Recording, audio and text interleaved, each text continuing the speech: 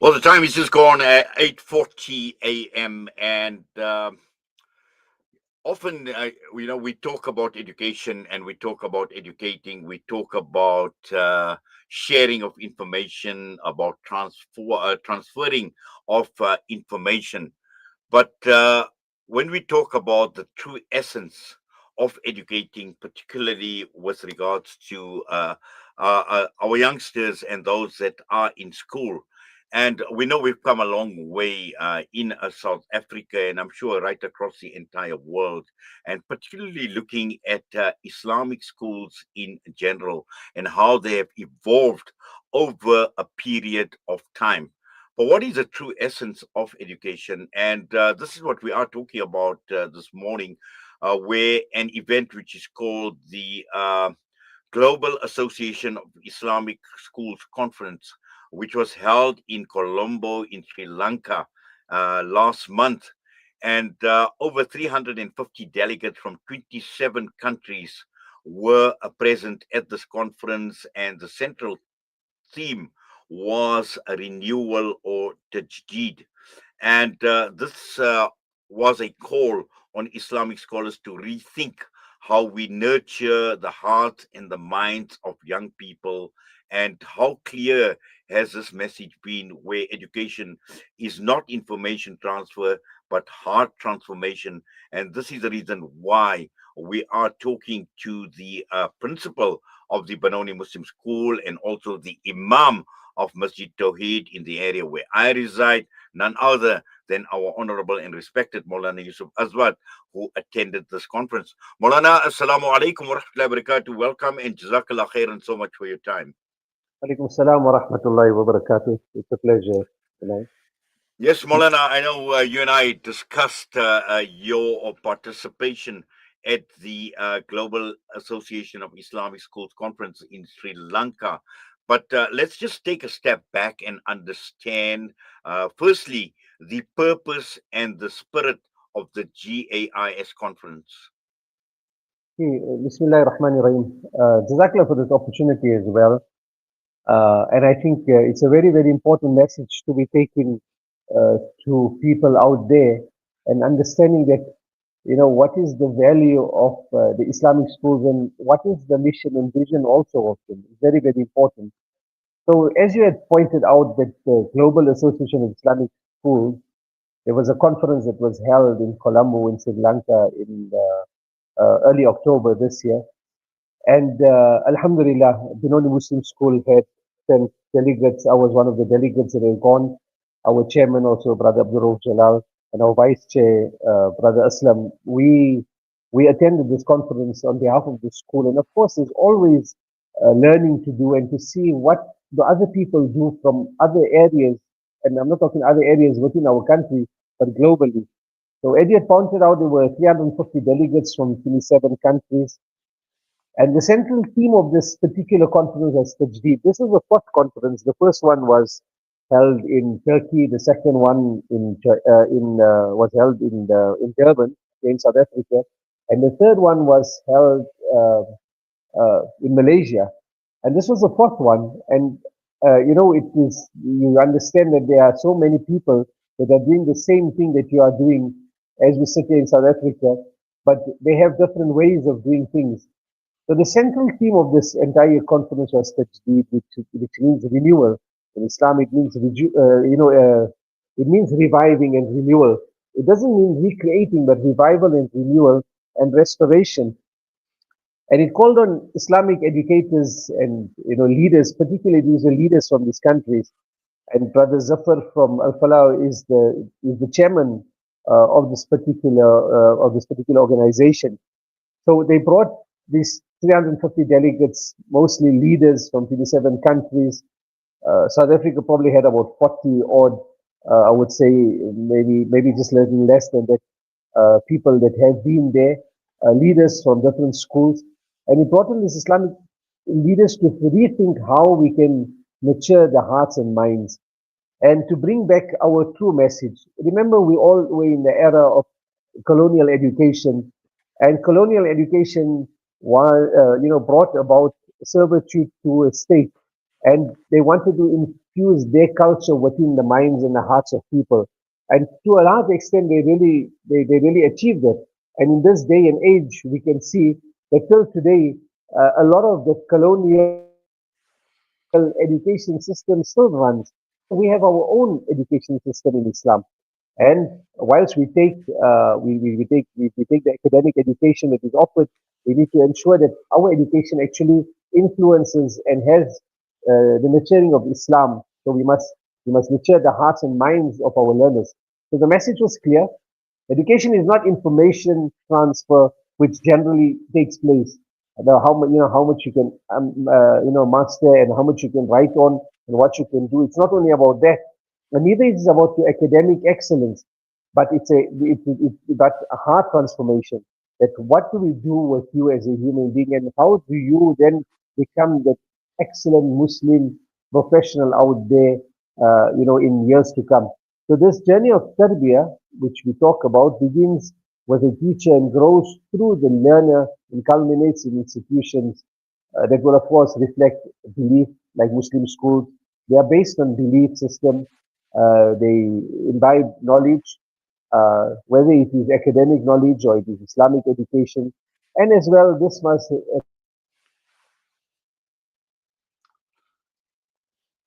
Yes, I think, Molana, we just lost you there for a second.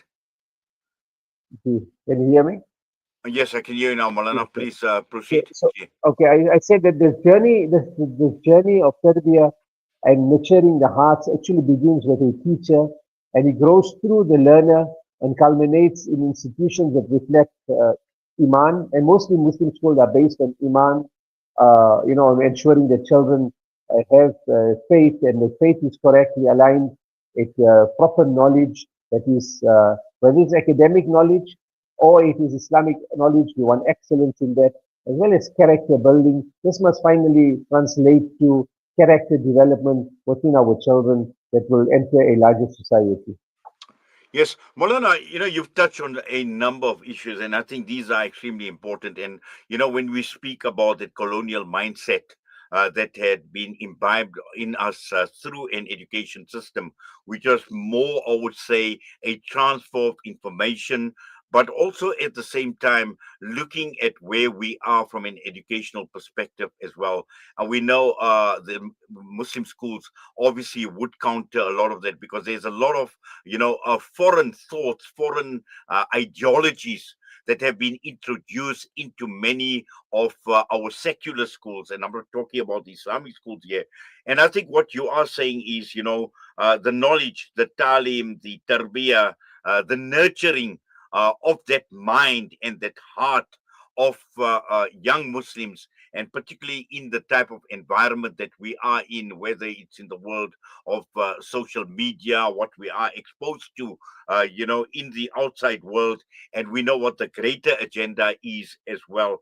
And let's just try and just go into a lot more detail with regard to the tarbiyah aspect, the talim aspect as well. And also, I think more importantly, when we're talking about revival, tajdeed, this renewal, and how does this actually fit into the mission of a quality Islamic education?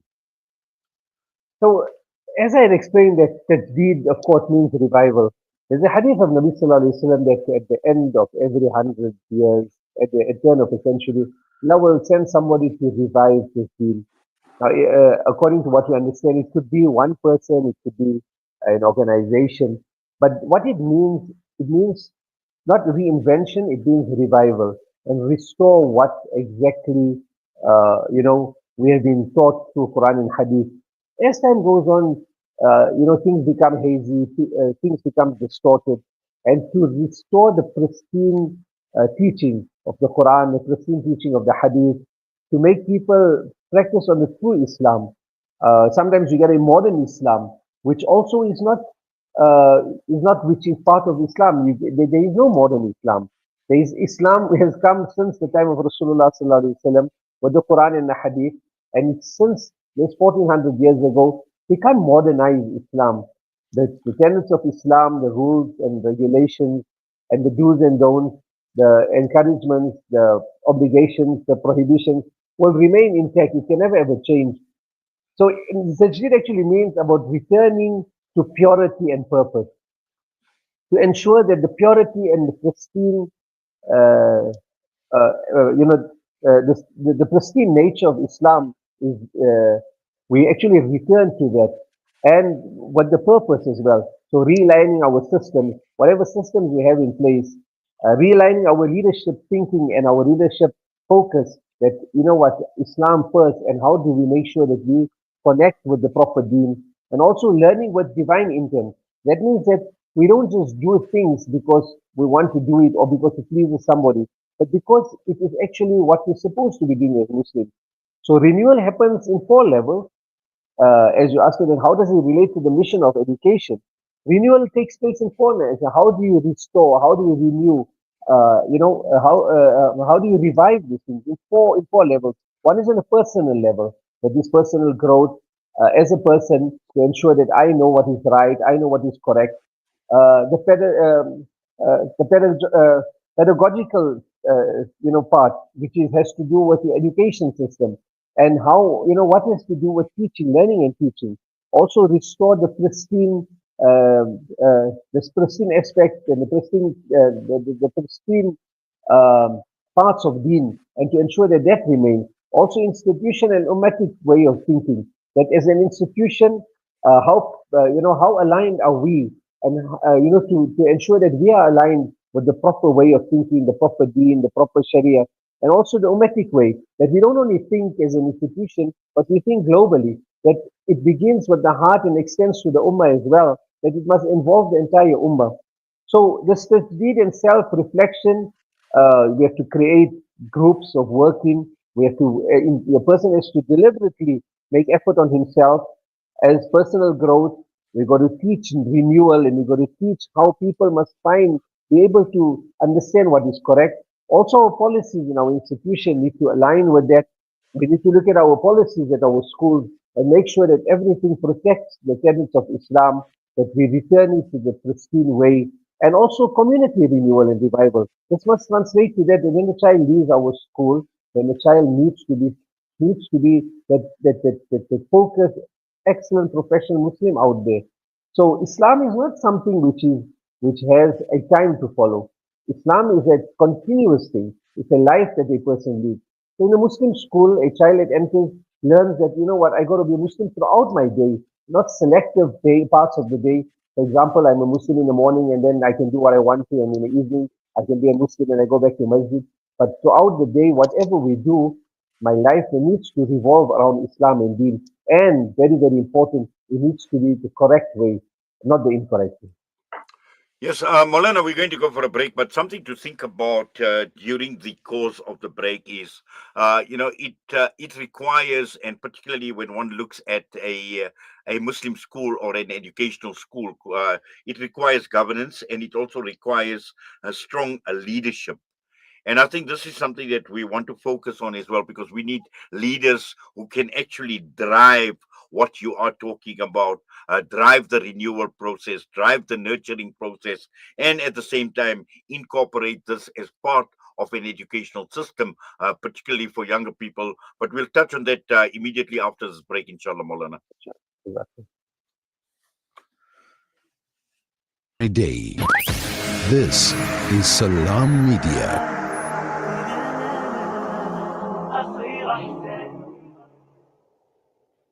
World-class financial services only at Sapphire Global, your financial partner. If you are looking for Islamic Sharia and ethical financial products, look no further. Sapphire Global offers a wide range of financial service offerings from short-term to life and investments. A full-service center with all financial requirements under one brand.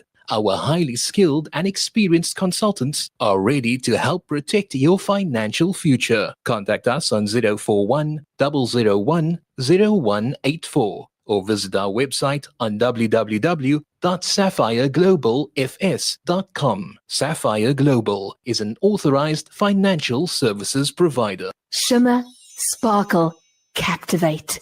Nothing less than a masterpiece. Droplets of gold inspires precious design. Platinum bursts with intricate freshness, and every pure diamond becomes more than just a girl's best friend. Voda Gold Gem Jewelers, where timeless dreams become a reality. Come to us. We tailor-make designer gold, platinum, and diamond jewelry. Trade in or remodel your old gold. Clad yourself with classy name-branded watches. We offer insurance valuation and freezer card calculation. Visit us at 534 Ridge Road, Overport, or call 031 208 9142. Voda Gold Gem Jewelers, manufacturers of fine gold and diamond jewelry. There are over 200 million orphans globally. We can't help all of them, but what if we each helped just one? The Al Imdad Foundation now gives you an opportunity to help just one orphan from Syria or Palestine. For just 500 Rand per month, you can help safeguard the dignity of an orphan by assisting them with basic needs such as food, clothing, shelter, medical care, and attention.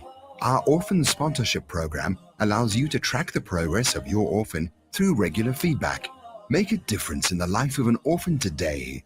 Visit alimdad.com or call 0861 786 243 for more information. Searching for elite local and international investment and advisory services from an award-winning firm? Look no further than the Belmont Mayer Group, your gateway to unparalleled investment and wealth management. At Belmont Mayer, we believe in the art of wealth creation, a meticulous process fueled by our unwavering commitment to excellence. With a focus on providing elite alternative investments and quality advice, we also pride ourselves on maximizing value for our esteemed investors, as seen through our consistent outperformance. Your financial success is our top priority. Join us at Belmont Mayer and experience the difference firsthand. Ready to embark on a journey of greatness? Contact us today. Reach out to the Belmont Mayer Group on 078 786 1698. Call or WhatsApp or email us at info@belmontmayer.com. Elevate your financial future with Belmont Mayer, where every detail matters. Breaking stereotypes, moving boundaries, joining hands. Salam Media.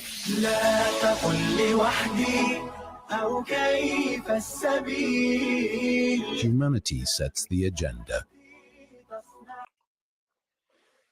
Well, we continue with the broadcast, and normally at this time of the day we have our Juma Nasiha, but this is Nasiha in itself with our respected Moulana Yusuf Asvat, who is the principal of the Benoni Muslim School, the Imam of Masjid Tawheed out in Rainswood, who has returned from the Global Association of Islamic Schools Conference in Colombo in Sri Lanka.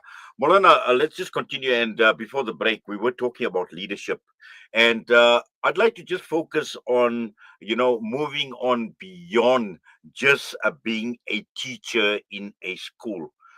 Because there is a lot more, and it's not just about transferring of knowledge or imparting of knowledge, but it requires someone to move beyond that role of the teacher. And again, we're talking about leadership, and leadership with Allah in this entire equation, because we are talking about nurturing young souls, young minds, and again, to achieve the ultimate objective in, as you pointed out very, very clearly, Maulana, that it is about living your life as a Muslim in every aspect of your life. So what we understand is that a teacher in school, in a Muslim school, excuse me, a teacher in a Muslim school needs to be a murabbi. And a murabbi models the nurturing qualities that, that are there. And there are such type of qualities which align with a person, align with not just transferring education, as you said, but transforming the hearts. So a murabbi would guide with gentleness, or not with control, with patience, not power. And they cultivate the learner's potential through love and consistency. And Nabi Sallallahu embodied this, a balance of firmness and compassion. And to become a murabbi, a person needs to have these type of qualities. And if you look at leadership itself, when a person is a leader, and what greater, example do we have than Rasulullah Sallallahu Alaihi Wasallam as a leader to the Sahaba, that Nabi Sallallahu Alaihi Wasallam led the Sahaba from the depths of darkness to the heights of radiallahu an, that where they are actually certified by Allah, that Allah has there, Allah Ta'ala has, has expressed His happiness for them. So it means that leading consciously and making decisions with taqwa and humility. Whatever decisions we take, whatever things we do, we cannot do it and exclude, like they say, we cannot exclude Deen, we cannot exclude Allah out of it. Teaching with Allah in every equation means that whatever we do, Allah Ta'ala must be there. Even if you're teaching in school, no matter what you are teaching, the aspect that the greatness of Allah needs to be emphasized constantly. So whatever decisions a leader takes has to be based on taqwa and humility. And a person in leadership in Islam is actually a servant. You're a servant in Islam. Nabi Sallallahu Alaihi Wasallam has mentioned something that hadith that Sayyidul Qawmi Khadimuhum, that the leader of a nation is actually their servant. That means it's actually serving and servitude towards people. So when leaders include Allah in their plans, when leaders lead what ihsan, what goodness and kindness, and to such a level that they promote goodness in whatever they do, when they relate everything they do to Allah, is when a leader has this, then and they have accountability in them, then leadership becomes service and not status. And that is what leadership is about. That your leadership in a school or your leadership as a teacher in the class is not about status, but it's about serving that cause. And if a person includes Allah in all your plans, you will find that the leadership will actually become meaningful. So leadership at the start of everything, at the start of, I mean, at the head of, at the helm of every institution is always leadership. And as leadership progresses, or should I say, from the bottom right up to the senior leadership, if it's aligned in that particular way, then of course you will get that type of students that will come, or that will be produced from the institution, inshallah. Moulana, I'm sure this must have been a very enriching experience for you and quite a learning curve, because we are talking of over 27 countries that were represented, and I'm sure you met many people, many educators, many people who are obviously on a global level as far as the Ummah is concerned, and particularly looking at the Muslim school concept as well. And you spoke about tajdeed as well, and just looking at what a tajdeed oriented school would actually look like. What are some of your observations? That is the very, very interesting aspect of it. Meeting people from so many countries, you're having lunch and you're sitting next to, there's probably 5 countries or 6 countries around the table, even more than that, people from different walks, and they're doing things in a different way. But what does a tajdeed-oriented school look like? Such a school is driven by ethical governance and ummatic consciousness, where you think globally for the ummah itself, and ethical governance in terms of whatever you do is aligned with Deen, with Sharia.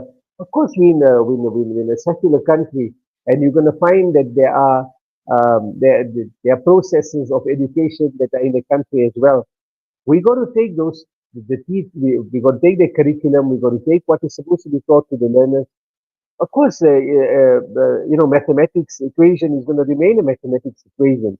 But however, we can create an understanding, that everything we do, Allah Tabaraka wa Ta'ala has the authority over everything.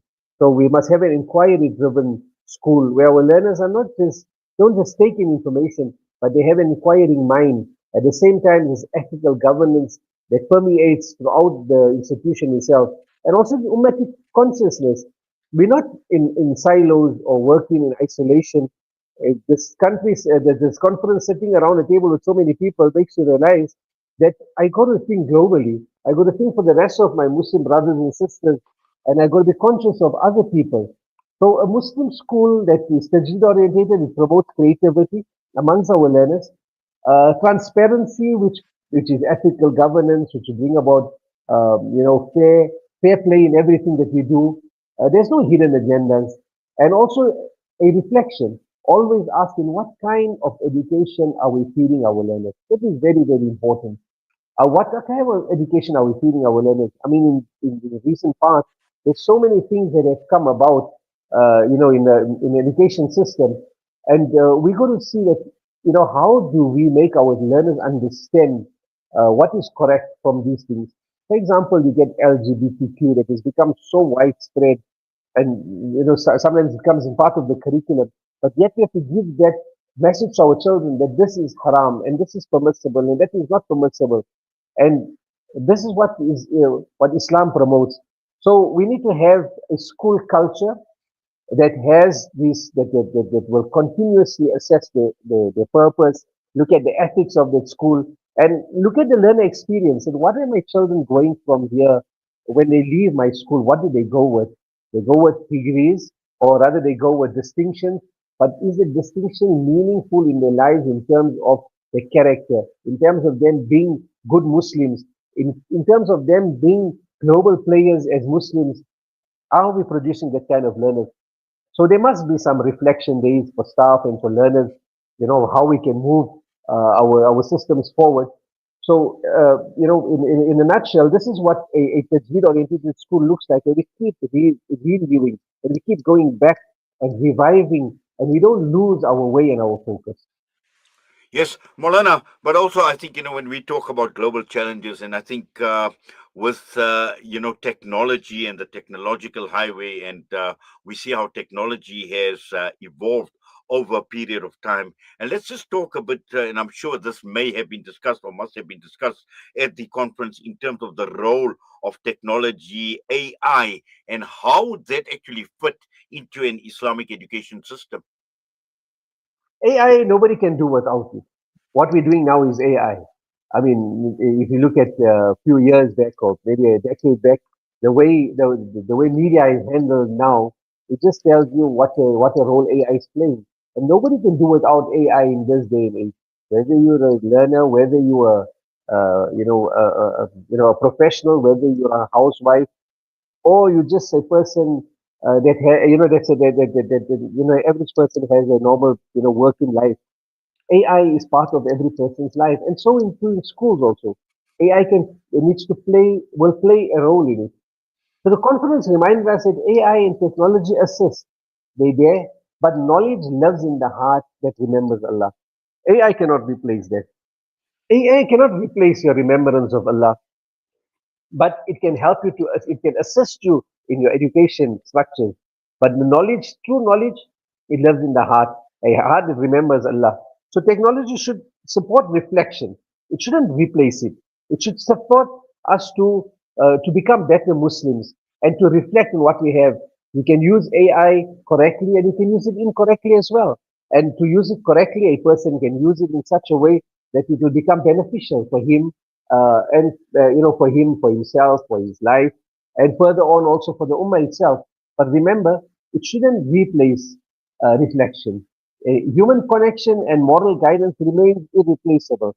We need to still connect with each other. We still need to connect with our Allah. We need to connect with each other. And AI cannot do that. Yes, AI can help us connect on a different level, but sometimes it's always better sometimes to meet somebody.